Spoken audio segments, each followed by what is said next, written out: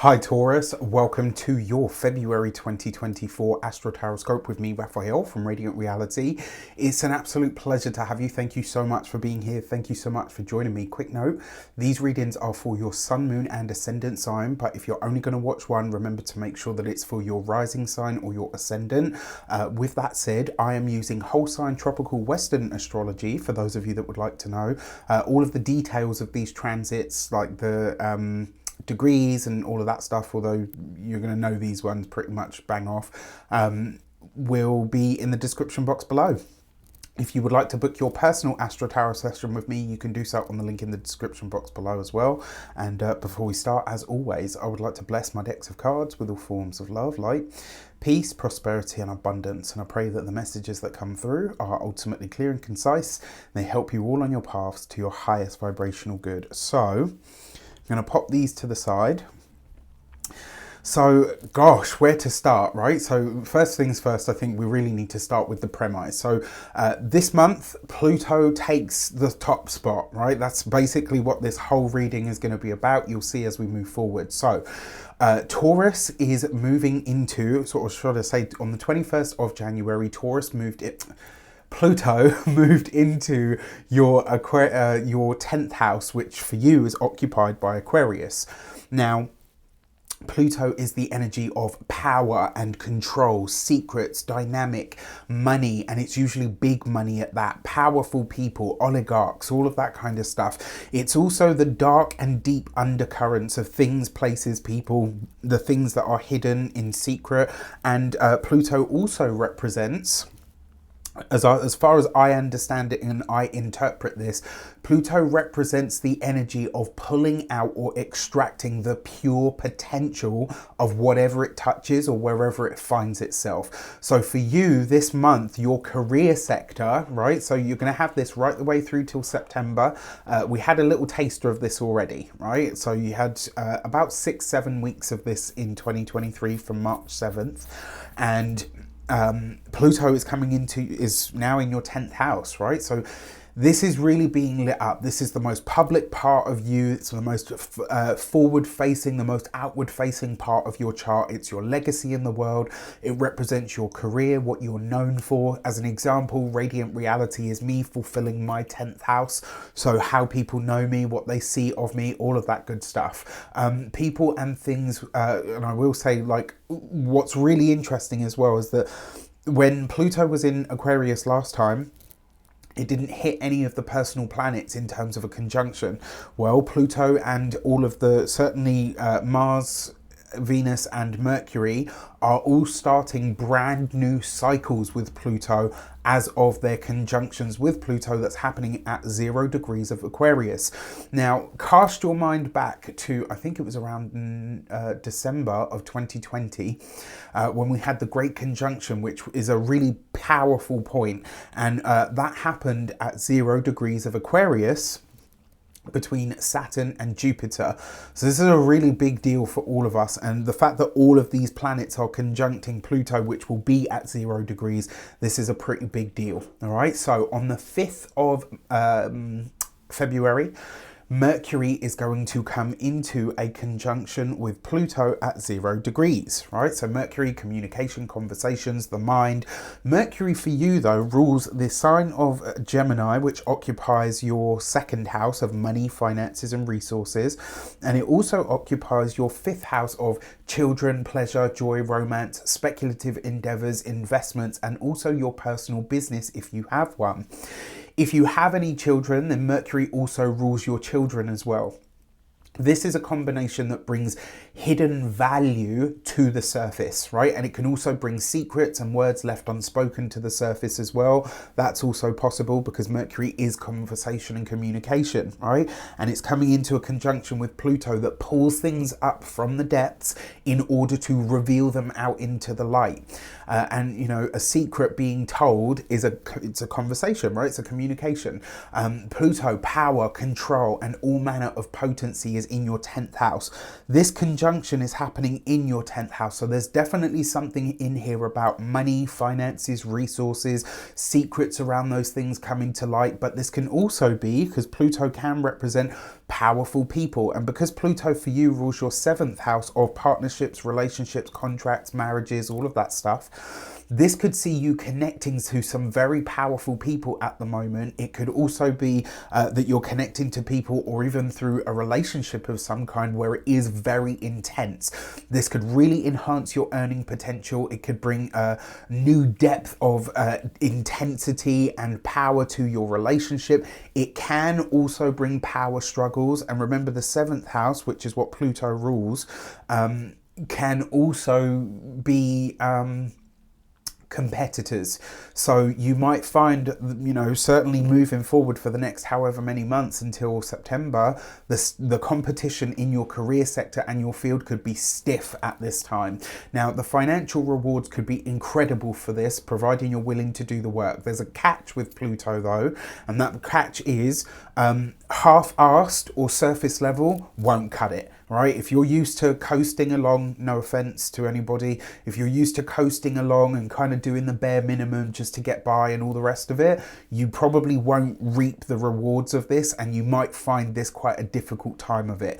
If you put your nose to the grindstone and it's not necessarily about working hard. Taurus is not afraid to work hard. Taurus is a very hard-working sign.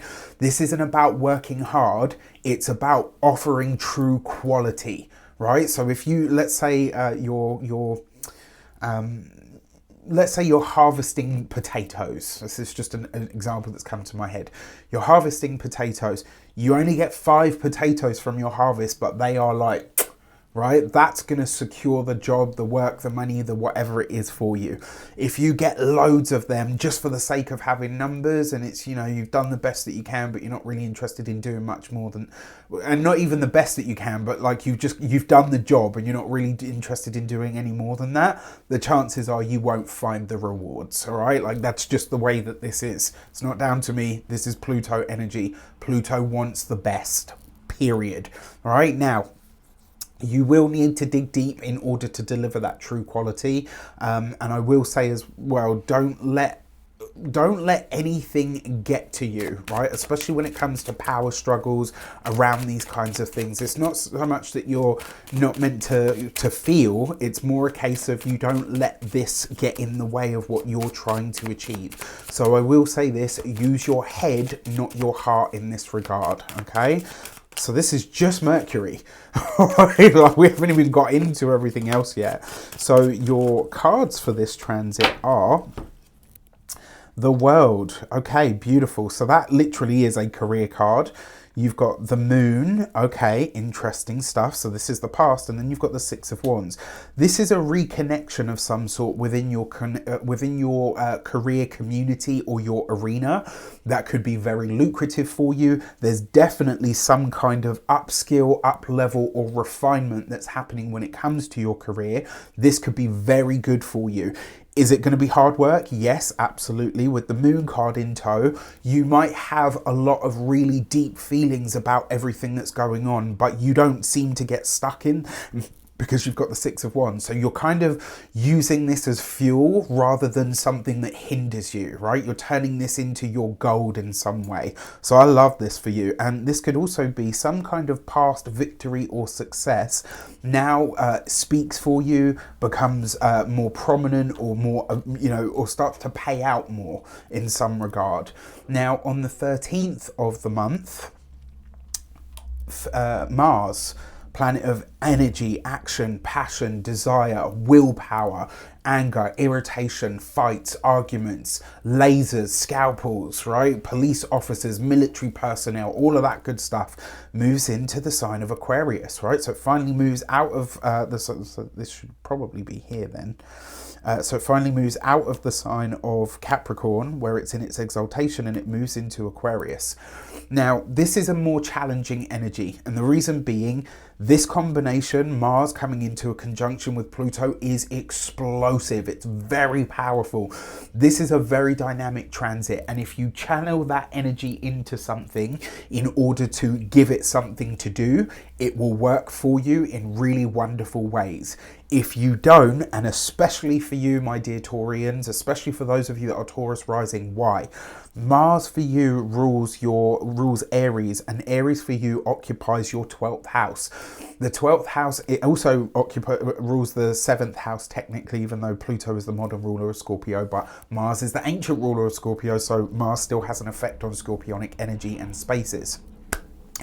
Relationships, since Pluto, the modern ruler of your relationships for you, the personal energies of relationships could really be coming up here. Secrets around relationships might come out at this time. It might also be that you have some very intense dreams. And the 12th house is also known as the house of self-undoing, but it also represents the past. It represents your sleeping. Your sleep pattern could be very intense at the moment, and your dreamscape could be like really, really intense at this moment. The other thing is as well, I have to be really honest here, I do feel like this could be about someone trying to tarnish your reputation, and there's a possibility that there's something that you might need to release or let go of, because Mars is a severing energy. Whenever you think of knives, whenever you think of scissors, things that are removed or cut away, that is Martian energy, right? So there is something that needs to be let go of here. This is a warrior energy. So whatever the challenge is, it's like you're not backing down, and that might lead to a break or a severing or a removal of some sort. For this, you've got the Four of Swords, so you are urged to think before you speak and look before you leap. He says with the Knight of Wands coming up, right? Know what to fight for and when. That's the message here, right? And with the Seven of Pentacles, this may actually be about something that you've already invested your time, your effort, your energies into.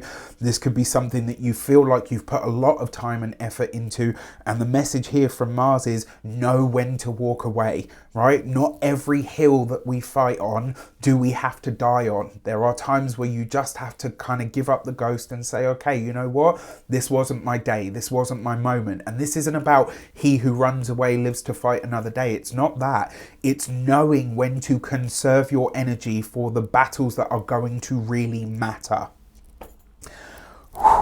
Ooh. All right, so the third transit that I want to look at on the 22nd of February, Mars and Venus, your ruling planet, are going to come into a conjunction. So I'm going to put this about here. Now, Venus represents you. This is your ruler coming into the sign of Aquarius, into your career house. Now, you've had quite a lot of intense energy going through the 10th house up until this point. Venus comes in and it brings like that soothing, healing balm. But it also brings the best of you, because you are Taurus, Venus rules Taurus, into the open, right? So with everything that you've had to deal with up until this point, now people kind of get to see and say like, wow, you know what, with everything you've been through, you're really starting to come up, or you're really starting to shine in some way. Now, Venus for you comes into the connection with her celestial lover Mars. She is your health and your vitality, because Venus also rules your 6th house, right? So she rules you and your 6th house of your physical body, your physical health and vitality. There's likely to be a big consideration around your health at this time, and also around your work, because the 6th house is your day-to-day habits, your routines, the things that you're doing on a consistent basis. I will also say it's possible, because of this conjunction to Mars, in the 10th house, something very public is highlighted for you. Now, Mars rules that 12th house. It also rules your 7th house. Venus rules you, your 1st house, your body, your mind, your outlook, but it also rules your health, and it also rules your work. So there's something about this, could be seeing something in your work or your business, if you've got one, really established at this time, and it could be really good for you. It might be good for so many reasons, but mostly because your work house and your career house are both being lit up here in some regard. So be ready to move on it, and also let the magic happen. Now, this is an interesting one because it's happening in this sign, and even though it's, you know, what we would consider quite far from by any other orb, we would consider it quite far from Pluto, but because Pluto is such a power player, this is kind of almost close to a conjunction with that as well. So this could be really wonderful, but it might have a level of intensity, and you might feel like very, very sort of not exposed, but well, yeah, actually, you might feel very exposed. Like, okay, all of this is great and it's all happening for me, but I feel very, very looked at while it is all taking place at the same time. For this, you've got the Five of Swords, so be ready with the Tower card, okay, and the Devil card. So if I'm completely honest with you, which I always am, the message behind this is there is going to be some kind of break here. Potentially in a relationship, not for all of you. If you're partnered, married, or in a long-term commitment, this could really reveal to you where the relationship is unfairly stacked, where it's uneven. You will feel this, and so will your partner. If you're single, this doesn't apply to you. If you've already got situations and situationships going on in the background, this is a very explosive combination, and with the Devil card here, it will see you finally, and I say finally, being very vocal about something that you've had to deal with on your own in the background, right? So it's like you're finally speaking up to defend yourself in some regard. All right, and then finally on the 28th of February, Saturn is going to come into a conjunction in the sign of Pisces with the Sun and, where are you, you little blighter, Mercury, right? So this is a pretty big deal. Now, this is all happening at 10 degrees, give or take. Saturn for you rules the space of Capricorn, so your 9th house and your 10th house of Aquarius. It also rules boundaries, structure. The Sun rules your 4th house of home, family, property, real estate, and to say that there's some kind of potentially, because Mercury rules your money and your children, there's potentially some reason that you are spending money here, and it's, you know, to say that it is some big financial implication is an understatement. But the only thing that I will add here, you could be required, like, it's almost like what is required to do in order to gain access to this bigger money, or, you know, maybe to make more money from a home-based business even, it could feel harder for you, right? And so it's like a little bit more challenging than you would like, but it's absolutely worth it, right? Remember, the energy of Saturn is, I will give you what you want, but I need to see that hard work from you, right? Only you can decide if it's worth this amount of worth this amount of energy, and it's completely up to you. But there's such a big concentration of energy in your 10th house of career. There's a massive emphasis of energy here now in your 11th house as well. Your 11th house of Pisces represents your future goals, dreams, visions for the future. It also represents benefactors and powerful people. So a family member could really go to bat for you. A teacher, a coach, a guru, or a mentor could really go to bat for you. And maybe, just maybe, you could find yourself getting opportunities from all of the above. I do feel guided to say to you about this transit as well, don't be scared, you're going to be just fine. All right, now, for this, you've got the Two of Pentacles. Keep on top of your budget, right? The 11th house is a money house because it's the money that you gain from your career. You've got the Ace of Swords, so there's a new contract on the way in for you with the Ace of Cups. Now, two aces can represent trickery. So I will say you do need to keep your wits about you when it comes to your money, your finances, and your resources, and the opportunities or the contracts that you accept. But you've got the Two of Pentacles, which I absolutely love, which means as long as you stick to your budget, as long as you keep within your means, and as long as you are really crunching the numbers, you will be good. All right. I love this. I love, love, love this. So when it comes to your moons, on the 9th of February, we've got the Aquarius new moon. That's going to be also in your 10th house, right? Do you see what I mean? This is one of the reasons it's all about this month, because Pluto and your 10th house are having such a powerful sort of, you know, fulfilled energy going on. How could you ignore all of this? That's why I wanted to focus here. So the new moon message for you in your career house, a fresh start in your career in some regard. You got the gate 63 and doubt. And the message behind this card is, you know what I'm going to say, you got to stop that self-doubt. Get out of that, get out of your head and get into your body and get into the movement and the work that needs to be done.